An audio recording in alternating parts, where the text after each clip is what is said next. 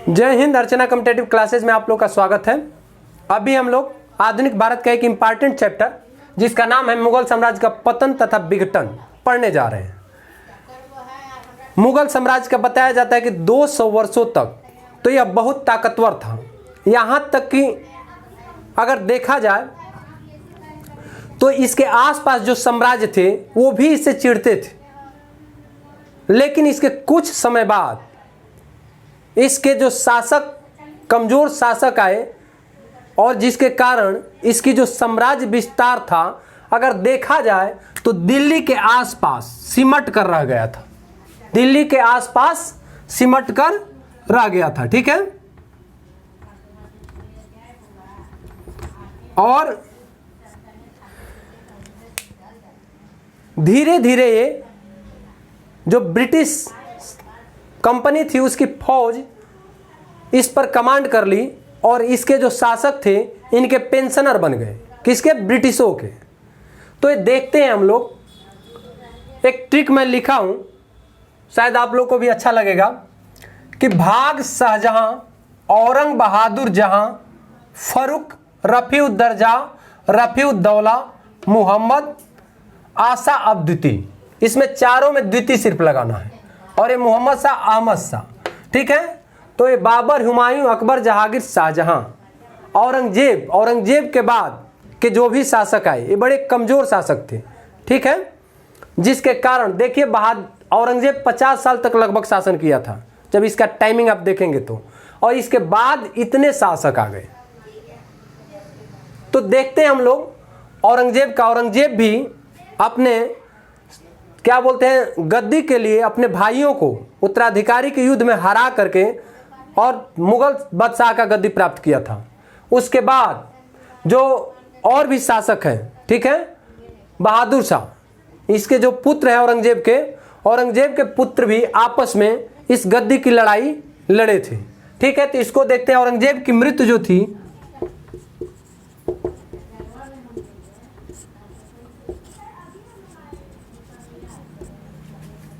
3 मार्च 1707 को हुई थी, ठीक है। 3 मार्च 1707 को। और यह अपने मरने से पहले ही तीन इसके बच्चे थे, तीनों बच्चों के नाम से वसीयत लिख करके गया था। ऐसे तो इसके 5 बच्चे थे, लेकिन 2 बच्चे जो है इसके जिंदा रहते ही मर गए थे और 3 बच्चे बचे थे जिनके नाम वसीयत लिखा था, जिसका नाम था मुअज्जम और एक का नाम था आजम और एक था कामबख्श, ठीक है। ये मुअज्जम को दिल्ली और इसके आसपास 12 सूबे मिले, इनको मिले 12 सूबे मिले, लिख करके गया था वसीयत में कि ये हमारे बड़े पुत्र मुअज्जम को मिलना चाहिए। इसके बाद जो आगरा था, आगरा और उसके बाद ढक्कन तथा मालवा और गुजरात, आगरा, ढक्कन, मालवा तथा गुजरात का क्षेत्र इन्हें मिले, ठीक है। और दिल्ली बड़े वाले को, और छोटा वाला लड़का कामबख्श जो कि बीजापुर में था,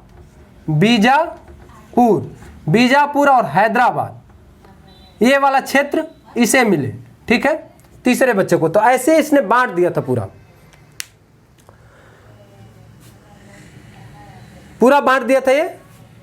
अब इसके बाद से मुअज्जम जो था और आजम ये लोग भी अपने उत्तराधिकारी के, जब औरंगजेब के मरने के समय में अफगानिस्तान के जमरूद नामक जगह के पर था और लाहौर पाकिस्तान में जैसे ही आया तो ये अपने आप को बादशाह बहादुर शाह के नाम से बादशाह घोषित किया। किसके नाम से? बहादुर शाह के नाम से घोषित किया। और दूसरा जो आजम था ये उस समय था अहमदनगर में। कहाँ पे? अहमदनगर।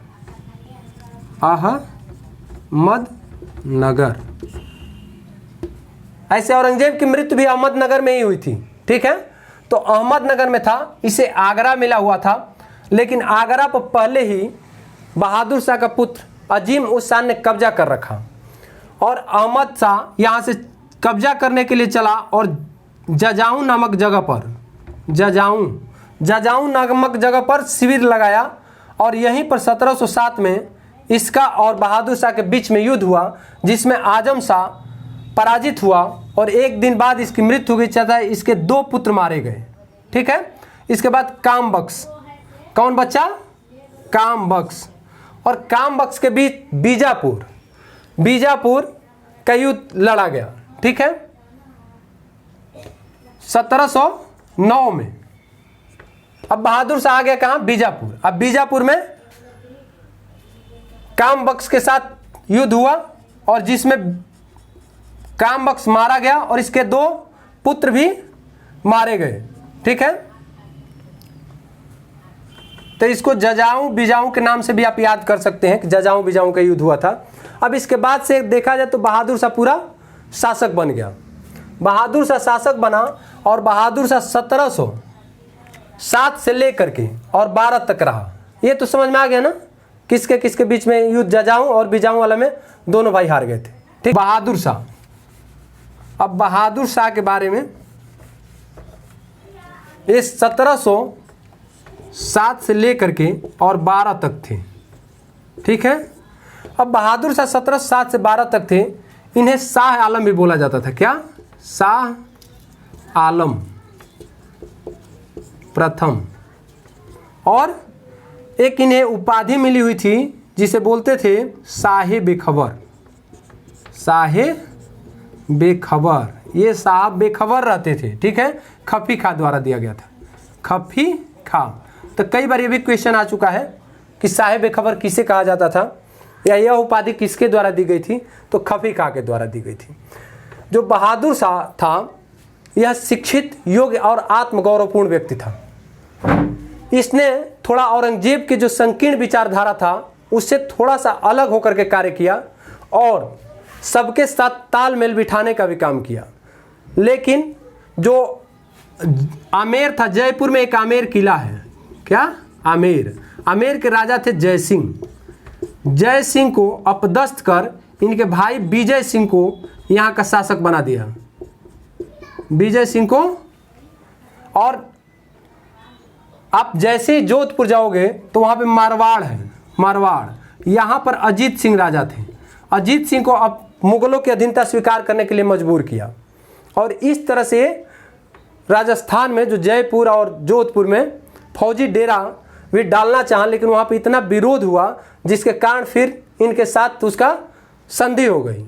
और संधि के तहत ये लोग जो चाह रहे थे कि हमें क्या बोलते हैं आपका, मालवा और गुजरात की सूबेदारी मिले, लेकिन इस पर यह नहीं माना बहादुर शाह।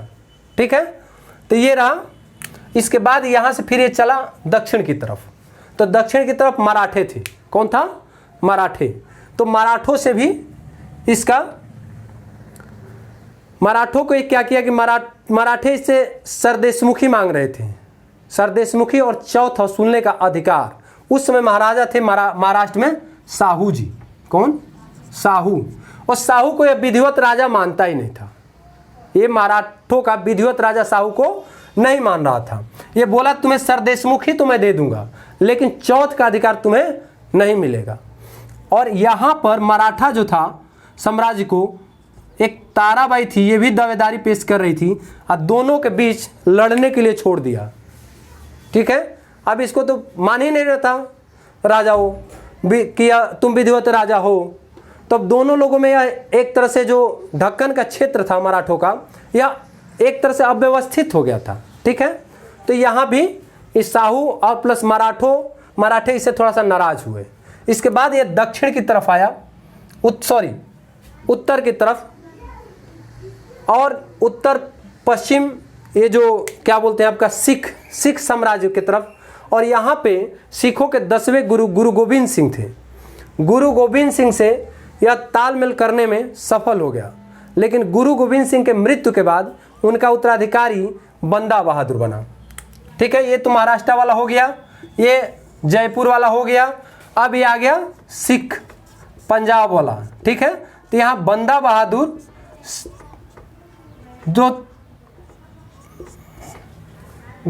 जो बहुत साहसिक और योद्धा टाइप का था। ये जम्मू का रहने वाला लड़का था और ये इससे बहादुर शाह से बहुत ज़्यादा नफरत इन लोगों से कर रहा था, मुगलों से, जिसके कारण इनका खिलाफ करने लगा। और खिलाफ करने लगा तो ये बहादुर शाह खुद सेना का नेतृत्व करके और चढ़ाई किया कहाँ, सिखों के राज्य की तरफ। तब तक बंदा बहादुर ने क्या किया, सतलज नदी और यमुना नदी के बीच के क्षेत्र पर अधिकार कर लिया। ठीक है, अब इनके पास कुछ भी हाथ नहीं लगा। लगा क्या, एक पंजाब में लोहगढ़ किला है। ठीक है, लोहगढ़ किला जो कि अंबाला जो जाओगे तो अंबाला से उत्तर और पूर्व की तरफ बनाए थे गुरु गोविंद सिंह। वह सुरक्षित किला था जो कि हिमालय के तराई क्षेत्र में बना हुआ था, तो उसको कब्जा कर लिए, एक दो और कब्जा कर लिए किलों पे, लेकिन उसे भी बंदा बहादुर ने 1712 में वापस ले लिया, अपने अधीन कर लिया। ठीक है, इसके बाद 1711 में एक और इनके क्या बोलते हैं, 1711 में ये हो गया सिखों का। समझ में आ गया ना। हम लोग आमेर का पढ़ लिए, साहू जो महाराष्ट्र के साथ इसका तालमेल कैसा था, उसके बाद सिखों के साथ कैसा तालमेल हुआ, ये देख लिए। अब आगे हम लोग देखते हैं, इसको मैं मिटा देता हूं। ठीक है, तो 1711 में देखिए, 1711 में एक डच शिष्टमंडल, डच प्रतिनिधि शिष्टमंडल, डच प्रतिनिधि शिष्टमंडल इसके दरबार में आया। ठीक है, वो किसके नेतृत्व में आया, जोशुआ केटेलार, जोशुआ केटेलार, जिसमें जोरदार स्वागत की गई है। इसके दरबार में इसका जोरदार स्वागत किया गया। इसमें बोला गया कि जो स्वागत करने का कारण था, ये एक पुर्तगाली महिला थी। ठीक है, जिसे बीबी फिदवा बोलते हैं, बीबी फिदवा की उपाधि से मिले थी। जूलियाना इसका नाम था, क्या, जूलियाना। तो इसी के कारण बोला गया कि डच प्रतिनिधि जो थी, इनको बहुत ज़्यादा स्वागत किया गया। क्लियर है। उसके बाद इसके बहादुर शाह के बच्चों में भी उत्तराधिकारी का युद्ध होने लगा। यह जब इसकी मृत्यु हो गई, कब, 1712 में इसकी मृत्यु हो गई। अब मृत्यु के बाद इसके बच्चे आपस में उत्तराधिकार का युद्ध लड़ने लगे। ये नहीं सोचे कि ये मर गया है, अगर इसकी मृत्यु हो गई तो इसको कहीं ना कहीं दफना दिया जाए। अब इसकी लाश देखिए दिल्ली में ही पड़ी रही। इस बेचारे साहेब बेखबर को वैसे ही छोड़ दिए, इसका कोई खबर नहीं ले रहा है। मरने के बाद भी, जिंदा में तो ये था ही बेखबर, और मरने के बाद भी दिल्ली में इसका लगभग 60 दिन तक इसको दफनाया नहीं गया। ठीक है, उससे पहले चाह रहा था कि मैं सुधार करूं खजाने में, शाही खजाना जो कि बांट दिया था, जागीरे और क्या बोलते हैं, बहुत ज़्यादा पैसे रुपये बांटा था लोगों को पदोन्नति करके। तो वो सोचा कि मैं खजाने को किसी तरह से भर दूं, तब तक तो इसकी मृत्यु ही हो गई। अब इसके पुत्रों में उत्तराधिकारी का युद्ध हुआ, तो इसके पुत्रों के बारे में देख लेते हैं। ठीक है, तो इसको मैं लिख देता हूं यहाँ पे पुत्रों के बारे में। बहादुर शाह, देखिए बहादुर शाह के 4 पुत्र थे। बहादुर शाह के 4 पुत्र थे, जिनका नाम था, पहले का नाम था जहांदार शाह, जहांदार शाह था। उसके बाद अजीम उस शान था, अजीम उस शान। उसके बाद तीसरा जो था रफ़ी उस शान, और चौथा जो था जहान शान। ठीक है, जहान शाह। तो ये इसके पुत्रों का नाम था। अब जहांदार शाह जो था, इसको उसके दरबार के एक शक्तिशाली सामंत जुल्फिकार खां, इनके दरबार में कई प्रकार के सामंत रहते थे, जो कई देशों से, जैसे ईरानी, तुरानी, अफगानी, हिंदुस्तानी। ठीक है, तो जुल्फिकार खां जो था बहुत ताकतवर सामंत था, जबकि जहांदार शाह एक नालायक था। ठीक है, कहा जाए तो ये इसमें शिष्टाचार की भी कमी थी। जहांदार शाह में शिष्टाचार की भी कमी थी, और यह उत्तराधिकारी के युद्ध में जीत गया और यही शासक बना। ठीक है, तो जहांदार शाह के बारे में देखते हैं। ये तो हो गया क्लियर। अब यह 12 से 13 तक था। कब? 1712 से लेकर के 13। और इसके शासन काल में जुल्फिकार खां ही के हाथों में पूरी शक्ति रही। जुल्फिकार खां इस तरह से इसका वजीर बना। क्या? वजीर। और इसके पिताजी वकील थे। अब इसने क्या किया कि तालमेल की ये भी नीति शुरू किया और सभी लोग यही काम कर रहे थे।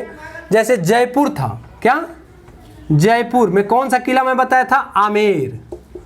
आमेर में जय सिंह जो राजा थे, ठीक है, जय सिंह को उस समय मालवा का सूबेदारी दे दिया। कहाँ का? मालवा। मालवा का ही सूबेदारी ये मांग रहे थे बहादुर शाह से भी। और जो आमेर हो गया मारवाड़ किला था जो कि जोधपुर में था। और यहाँ पे अजीत सिंह थे, इन्हें गुजरात का सूबेदारी दे दिया। गुजरात की सूबेदारी। और इन्हें महाराजा की उपाधि दिया गया। किन्हें? अजीत सिंह को महाराजा। और जय सिंह को क्या किया गया? आमेर किला, यहां पे जय सिंह थे, जय सिंह को मिर्जा राजा बोला गया। क्या? मिर्जा राजा। ठीक है। तो ये जहादार शाह के समय में जुल्फिकार खां द्वारा इनको उपाधियां जहादार शाह से दिलवाई गई। ठीक है। इसके बाद ये क्या, जो जजिया कर लगाया जाता था, जजिया कर जो गैर मुस्लिमों पे लगाया जाता था, उसे भी समाप्त कर दिया गया। उसके बाद से एक इसमें गलती थी कि ये एक टैक्स लगाया था किसानों पर। ठीक है। किसानों पर टैक्स क्या बोलते हैं, गलत प्रवृत्ति जो थी, इजारा का बढ़ावा दिया गया। इजारा। अब इजारा से क्या हुआ? किसानों का उत्पीड़न बढ़ गया। किसानों का उत्पीड़न बढ़ गया। ठीक है। एक चीज और था जहादार शाह में, ये जो चौथ और सरदेशमुखी मराठी मांग रहे थे, तो इसमें ये क्या किया कि चौथ और सरदेशमुखी ये लोग बोले कि हमारे मुगल अधिकारी वसूलेंगे और वसूलने के बाद तुम्हें दे देंगे। और एक चीज और था कि जहादार शाह जो था, इसकी गलत नीति जो थी, गलत आदमी तो था ही, लाल कुंवारी नामक वैश्या पर यह आसक्त हो गया था। और उसके माने उससे इसका संबंध था लाल कुंवारी वैश्या से। और इसके जितने भी रिश्तेदार थे उनको ऊंचे ओहदे पर रख दिया था, माने ऊंचे पद दिया था अपने क्या बोलते हैं शासन में। इसका भतीजा जो था जहादार शाह का, जिसका नाम था फर्रुख सियर, इसे पराजित कर और मार डाला। ठीक है। पराजित कर इसे मार डाला। और उसके बाद वही मुगल शासन का उत्तराधिकारी बना। मुगल शासन व्यवस्था को अपने हाथ में कौन ले लिया? अब फर्रुख सियर। ठीक है। जो कि 1713 से लेकर के और 19 तक रहा। ठीक है। और इसको जो सपोर्ट किए थे वो सैयद बंधु थे। जो सामंत थे वो कौन थे? सैयद बंधु। ये लोग भी बहुत ताकतवर थे। अब क्या था कि मैं बताया कि इनके दरबारों में कई गुट रहता था और जिसमें ये लोग चाहते थे कि हमारे समर्थन से राजा बने। इनका काम ही था राजा बनाना।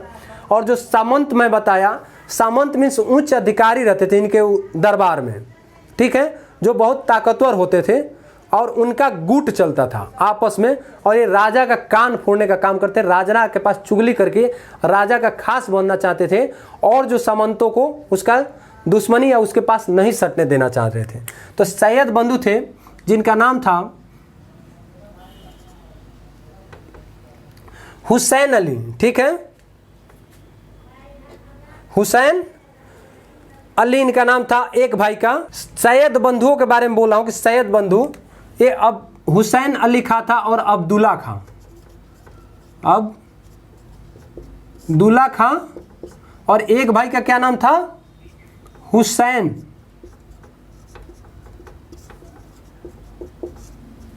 अली खां। इन्हीं के सहयोग से फर्रुख सियर गद्दी को प्राप्त किया था। ठीक है। फर्रुख सियर ने जयपुर के राजा जय सिंह को सवाई की उपाधि दी थी। जय सिंह को क्या दिया था? सवाई की उपाधि। तथा ये लोग अच्छा तालमेल रखे, जो राजपूत राजा थे प्लस और लोगों के साथ। अब जो क्या बोलते मारवाड़ का राजा अजीत सिंह, ये इसने अपनी बेटी का शादी फर्रुख सियर से कर दिया था। किससे? फर्रुख सियर से कर दिया था। ठीक है, तो ये इनका रहा।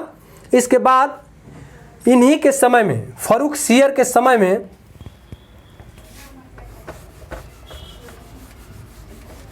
तो फर्रुख सियर के समय में 1716 में सिखों के जो राजा था एक तरह से बंदा बहादुर को दिल्ली में फांसी दे दी गई।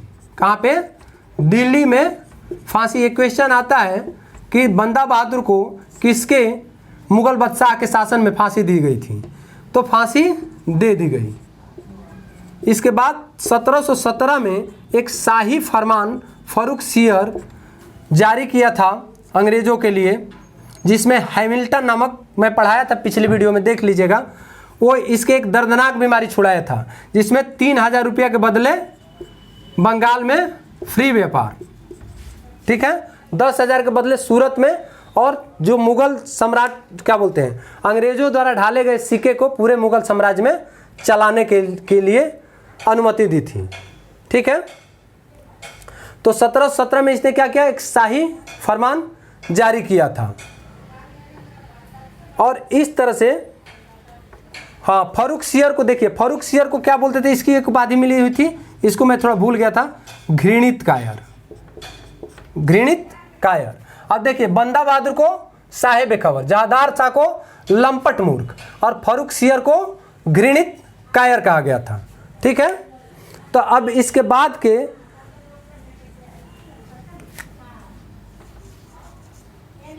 अब देखिए, सैयद बंधु जो साथ में इसको दे रहे थे, सैयद बंधु ही इसको बनाए थे। अब सैयद बंधु धीरे धीरे क्या कर रहे थे? सबके साथ अच्छा तालमेल बैठा रहे थे, और सबके साथ, जैसे कि राजपूतों इनके साथ आप देख ही रहे हैं, जो जय सिंह के साथ या अजीत सिंह के साथ, अजीत सिंह ने अपनी बेटी का भी शादी फर्रुख सियर से कर दिया। अब उसके बाद मराठों से भी उसका अच्छा तालमेल था, और मराठों को चौथ, ठीक है, और सरदेशमुखी दोनों वसूलने का अधिकार दे दिया। ठीक है, वो दोनों दिलवा दिया, और उनसे नज़दीकी बनाने लगा, यहाँ तक कि उसे एक दिल्ली में संधि कर ली। और दिल्ली में संधि सैयद बंधुओं के चलते ही हुआ था, और सैयद बंधुओं ने को वो फिर सहायता देने की बात की, कहे कि हम आपको सहायता भी देंगे सेना का, ठीक है, ढक्कन में, जिसे सहायता लेने के बाद, और ये चीज़ जैसे कि जब इसका सैयद बंधुओं का ताल में जब चल रहा था मराठों से, तो कान फोड़ने वाले जो मैं बोला सामंत जो इनके दरबार में रहते थे, ये फर्रुख सियर का कान फोड़ने में लगे थे कि ये जो है क्या बोलते हैं आपका, ये जो सैयद बंधु दोनों हैं, ये दोनों के दोनों इतनी मजबूत स्थिति अपनी बनाते जा रहे हैं कि महाराज आपका तो कुर्सी एक पलट देंगे, ऐसा लग रहा है इनके खिलाफ अगर आप कार्रवाई नहीं करोगे तो। क्या कि आपस में जलते थे जितने भी सामंत थे। तो फर्रुख सियर भी इनके खिलाफ सोच रहा था कि कुछ न कुछ करना पड़ेगा। अब ये तो खुद ही घृणित कायर था, इसके बस का तो था नहीं कि डायरेक्ट उनको अपदस्थ कर दें, उतनी ताकत थी नहीं।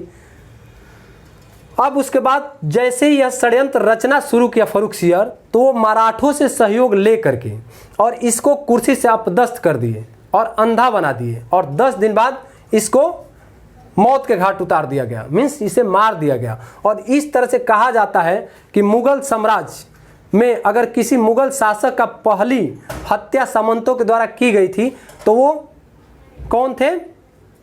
सैयद बंधु जो हिंदुस्तानी थे, उन्हीं लोगों ने फर्रुख सियर को किया था। ठीक है, अब फर्रुख सियर को किया तो फर्रुख सियर के बाद देखिए मैंने लिखा है रफ़ी-उद-दर्जा। ये बहुत कम समय के लिए, ये भी उन्हीं के कृपा से बने थे, दोनों सैयद बंधुओं के, और बहुत कम समय तक, सबसे कम समय तक मुगल शासक रहने वाला रफ़ी-उद-दर्जा है। उसके बाद रफ़ी-उद-दौला है। तो रफ़ी-उद-दर्जा टीबी का मरीज था, ये मर गया क्षय रोग से। और दूसरा जो था इतना नशेड़ी था कि गांजा चरस अफीम सब खाता पीता था। और इसको पेचिश की बीमारी हुई, ये पेचिश से मर गया। अब आगे मोहम्मद शाह, तो मोहम्मद शाह के बारे में हम लोग देखते हैं, ठीक है। तो अब हम लोग मोहम्मद शाह के बारे में देखते हैं, किसके, मोहम्मद शाह के बारे में। यह जहान शाह का, बहादुर शाह का सबसे छोटे बेटे जहान शाह का पुत्र था, ठीक है। इसे विलासिता पूर्वक जीवन व्यतीत करना चाहता था, जिसके कारण इसे रंगीला बादशाह बोला जाता था। इसे क्या बोला जाता था, उपाधि थी इसकी रंगीला बादशाह। इस शासन व्यवस्था बहुत कम ध्यान देता था, ठीक है, और इसे भी सैयद बंधुओं ने ही बनाया था, ठीक है। इसीलिए सैयद बंधुओं को किंग मेकर भी बोला जाता है। सैयद बंधु को राजा बनाने वाला यानी किंग मेकर, किंग मेकर भी कहा जाता था सैयद बंधुओं को। अब सैयद बंधु वो कोई रंगीला बादशाह मोहम्मद शाह के एक क्या बोलते हैं आपका सामंत थे, जिनका नाम था अमीन। अब और सामंत भी मैं बोला ही कि इनके खिलाफ षड्यंत्र रच रहे थे, तो अमीन ने षड्यंत्र रचा और सैयद बंधुओं को मार दिया गया। फिर रंगीला बादशाह में मोहम्मद शाह द्वारा सैयद बंधुओं का अंत कर दिया गया और इस तरह से अमीन को बख्शी का पद मिला, ठीक है। अब इसके समय में जितने भी छोटे छोटे साम्राज्य थे, धीरे धीरे ये अपने आप को स्वतंत्र करने लगे, क्योंकि इसके दरबार में जो सामंत थे आपस में ही षड्यंत्र रचते थे और ग्रुप गुट बनाने लगे। ये लोग क्या बनाने लगे, ग्रुप बनाने लगे और एक दूसरे का चुगली करने लगे।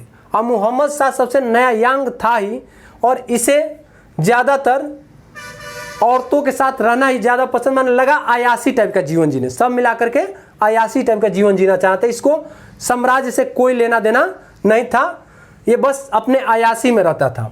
अब इसके कारण जो सामंत थे ये भी अपने को धीरे धीरे स्वतंत्र करने लगे, जिसमें आप देखोगे कि हैदराबाद की नींव रखा था जो निजाम बना था, निजामुल मुल्क आसफ जाह। आसफ जाह मैं पढ़ाया था पहले कर्नाटक के युद्ध में, और कर्नाटक में ऐसे चित्र भी बनाया था, इधर हैदराबाद बनाया था, ठीक है। इसी में बताया था कि हैदराबाद का निजाम बना था ये।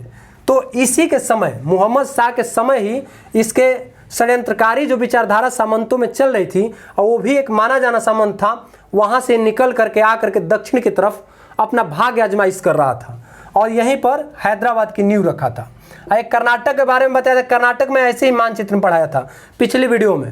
थोड़ा मैं बताना भूल गया, कई लड़के सोच रहे होंगे कि कर्नाटक तो अभी यहाँ है लेकिन यहाँ सर क्यों बना रहे हैं, तो इसलिए मैं यहाँ पर बनाया था कि उस समय सूबे थी और कर्नाटक सूबे कोरोमंडल तट के पीछे था, इसीलिए मैं बनाया था, ठीक है। तो अब ये अपने को आज़ाद कर लिया, हैदराबाद बना लिया और कोई अवध का स्वतंत्र शासक बन गया, फिर बंगाल का बन गया। ऐसे करके अब सभी लोग अब इसके समय में अपने को स्वतंत्र करने लगे और दिल्ली तक ही सिमट गया।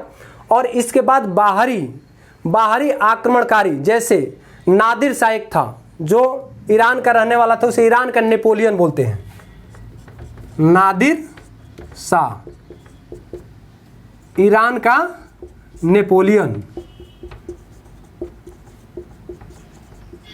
इसके पास जो सेना थी पूरे किराए की सेना थी और उसका खर्च बार बार मूवमेंट करने के कारण उसका खर्च नहीं आ पा रहा था। उसे पता चला कि भारत में बहुत संपदा है, तो वो इसके क्या बोलते हैं मोहम्मद शाह के ही समय में भारत पर आक्रमण किया। और जब तक पाकिस्तान लाहौर आ गया, लाहौर के पास तक, तब तक इसके सभी लोग सो रहे थे। जैसे ही आगे बढ़ा तब इनको पता चला और तैयारी अफरा तफरी में शुरू हो गई। लेकिन फिर भी सामंत जग नहीं रहे थे, वो लोग एकदम निश्चिंत थे, जिसके कारण वो दिल्ली तक कब्जा किया और बहुत लूटपाट किया। यहाँ तक कि बताया जाता है कि वो संपत्ति जो लूट करके ले गया था तो 3 साल तक अपने राज्य में कोई टैक्स नहीं लगाया। तो रंगीला उसका क्या बोलते हैं मोहम्मद शाह के समय में हुआ था। और इस तरह से मोहम्मद शाह का जो समय था अगर देखा जाए तो बहुत इस समय मुगल साम्राज्य कमज़ोर हो चुका था, ठीक है, मुगल साम्राज्य कमज़ोर हो चुका था। तो इसके बाद हम देखते हैं फिर मोहम्मद शाह का, हम देख लिए मोहम्मद शाह की मृत्यु 48 में हो गई। इसके बाद आगे अहमद शाह। अहमद शाह मात्र मोहम्मद शाह के एक पुत्र था। कौन था? अहमद शाह। अहमद शाह इसका पुत्र था। और अहमद शाह के बारे में देखते हैं। तो ये अहमद शाह है, ठीक है।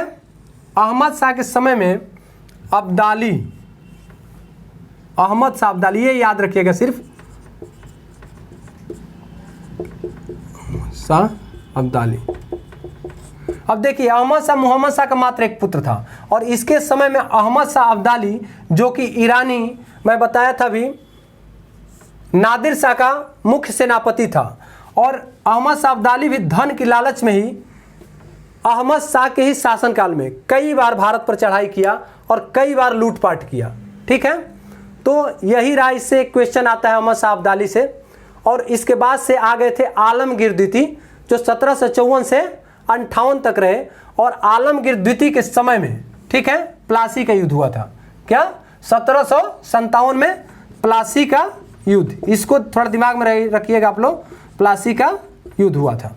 और इसके बाद शाह आलम द्वितीय 1754 से 58 तक रहा, 58 में इसकी मृत्यु हुई। इसके बाद शाह आलम द्वितीय बने, ठीक है। इसके बीच में भी एक शासक थे जिनका नाम मैं नहीं लिखा हूं, इनका बहुत ज़्यादा वो नहीं है, ठीक है। तो शाहजहां तृतीय थे। शाह आलम द्वितीय के बारे में बात हम करते हैं। शाह आलम द्वितीय अब 1759 से लेकर के, ये कब से रहे? 1759 से लेकर के 1806 तक। अब इन्हीं के समय में पानीपत का युद्ध हुआ, पानीपत का तृतीय युद्ध, इसको याद रखिएगा। कई बार आता है कि पानीपत का तृतीय युद्ध के समय मुगल शासक कौन था, ठीक है। तो पानीपत का तृतीय युद्ध हुआ प्लस 1761 में हुआ था। फिर 1764 में बक्सर का युद्ध हुआ, बक्सर का युद्ध। तो ये दो युद्धों को याद रखिएगा, ठीक है। इसके बाद शाह आलम, हाँ, अब आ गए अकबर द्वितीय। तो अकबर द्वितीय के समय में इन्होंने क्या किया था कि राजा राम मोहन राय को राजा की उपाधि देकर के विदेश भेजा था। उसके बाद आ जाएंगे बहादुर शाह द्वितीय। अब बहादुर शाह द्वितीय जो थे, जिन्हें जफर बोला जाता था, 1837 से 57 में थे। और 1857 की क्रांति के बाद इन्हें दिल्ली का शासन एक बार मिला था, लेकिन तुरंत अंग्रेजों ने फिर कवर कर लिया, मीन्स कब्जा कर लिया, और उसके बाद इन्हें रंगून भेज दिया और वहीं पर इनकी मौत 1857 में हो गई, ठीक है। तो इस तरह से इनके पूरे बादशाहों का मैंने बता दिया। अब इसका क्या कारण था, ये चीज़ तो आप लोग को दिख रहा है कि मुगल साम्राज्य का पतन का, क्योंकि जो औरंगजेब तक तो ठीक था, साम्राज्य विस्तार हो रहा था। औरंगजेब के बाद जितने भी आए, देखिए बहादुर शाह को इनको साहेब खबर, इस साहब को क्या बोला जाता था? साहेब खबर। इनकी उपाधियों से ही पता चल रहा है कि ये कितने योग्य थे। जहांदार शाह को लंपट मूर्ख, फारूक सियर घृणित कायर, मोहम्मद शाह रंगीला बादशाह, इस टाइप के तो इनके शासक थे बाद वाले। तो ये कहाँ से मुगल साम्राज्य को आगे बढ़ाएंगे? तो पतन ही करेंगे। और इस तरह से मुगल साम्राज्य का पतन हो गया था। एक तो इनका ये थे रीजन में इनकी अयोग्यता, और दूसरा विदेशियों नादिर शाह और अब अहमद शाह अब्दाली जो आक्रमण किए थे, ये भी रीजन था। और इसके बाद से इनके जो सामंत थे, ये भी आपस में ही गुटबंदी किया करते थे। इस तरह से कई कारण थे, ठीक है। तो मुझे आशा है कि आप लोगों को अच्छा समझ में आया था। और जो इसका मैं बता रहा था बहादुर शाह द्वितीय का, थोड़ा से बड़ा क्या बोलते हैं आपका, ये बहुत ज़्यादा बोलता था, क्या बोलते हैं, नब्ज, ठीक है, गज़ल, सॉरी गज़ल बहुत बढ़िया लिखता था।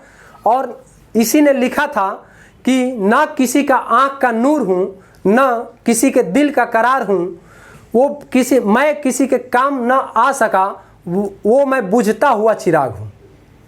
ये इसका गज़ल था। तो इस टाइप से था, और कुछ तो है नहीं, सब ठीक है। गज़ल वज़ल तो आएगा नहीं ऐसे, और सब आप लोगों को मुझे आशा है कि अच्छा समझ में आया होगा। धन्यवाद।